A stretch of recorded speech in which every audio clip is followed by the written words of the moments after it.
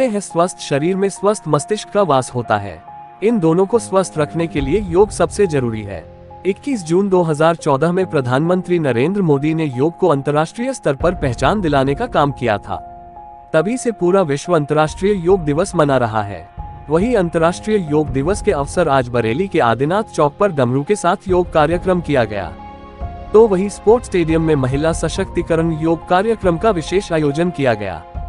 इस उपलक्ष्य में आयुष मंत्रालय की ओर से महिला सशक्तिकरण को योग क्रियाओं और योग साधना से अवगत कराया गया।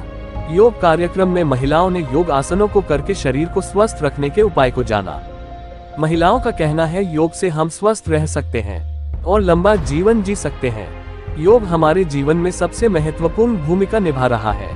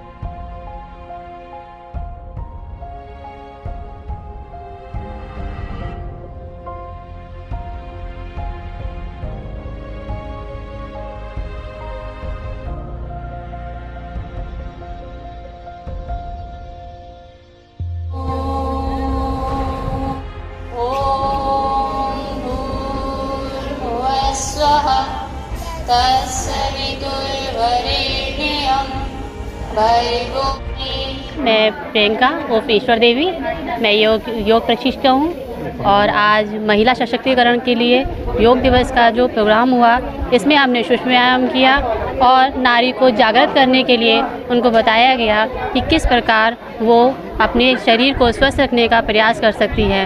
अपने लिए उन्हें इन 24 घंटे में से कम आधा घंटा या 45 मिनट निकाल कर अपने को स्वस्थ बनाने के लिए योग का अभ्यास करना चाहिए, जिससे कि वह स्वस्थ रह सके और अपने इस समाज को भी स्वस्थ रख सके।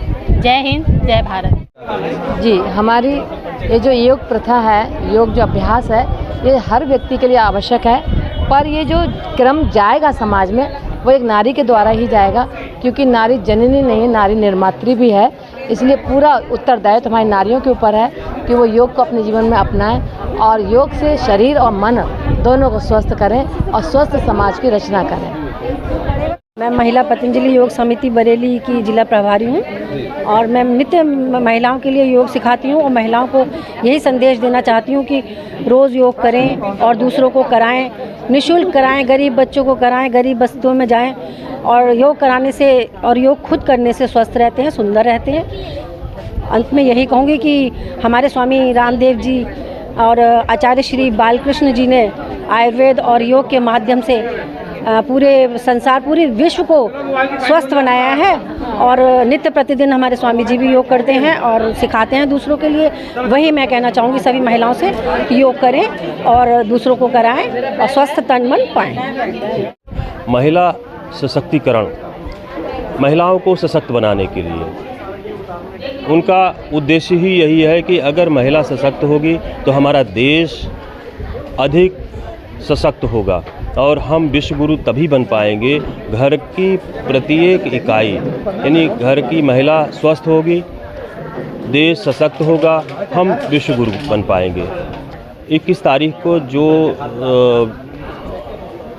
योग दिवस मनाया जाता है, इस एसोसिएशन का उद्देश्य ही यही है कि योग दिवस केवल एक दिवस न मनाकर बल्कि हमारे जीवन का एक अंग बन जाए और हम तभी स्वस्थ हो पाएंगे जब हम इस योग को अपने जीवन में का एक हिस्सा बनाएंगे।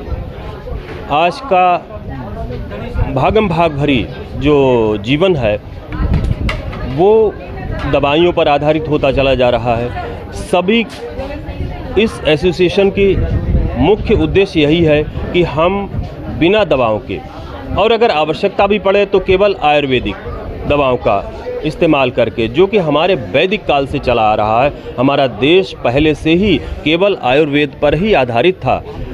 हम कभी भी दवाओं के लेने के पक्ष में होते ही नहीं थे।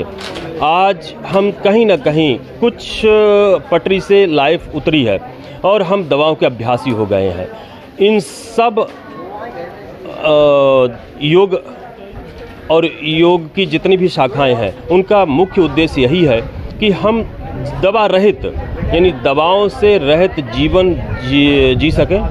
इसके लिए योग को अपनाएं और महिलाओं के द्वारा महिलाओं का सशक्तिकरण करना अपने में एक बहुत बड़ी पहल है। अगर महिलाओं के द्वारा महिलाएं सशक्त होंगी तो हमारा देश निश्चित रूप से उस ऊर्जा को प्राप्त करेगा जिस ऊर्जा की हमारे देश को आवश्यकता है। हर व्यक्ति के लिए बहुत ज़रूरी है, क्योंकि योग से क्या है कि आप जब योग नियमित रूप से करते हैं तो आप मानसिक रूप से स्ट्रांग होते हैं, आप अच्छे निर्णय ले सकते हैं, शारीरिक रूप से स्ट्रांग होते हैं, आप आत्मनिर्भर बनते हैं। और मैं एक्चुअली यहाँ की जो वेदांती एनर्जी एसोसिएशन है उसकी डायरेक्टर हूँ। ये प्रोग्राम हम लोगों ने ही कराया और मैं चाहती हूँ कि ये जो प्रोग्राम है वो हर जगह होना चाहिए और योग जो है वो हर किसी को करना चाहिए।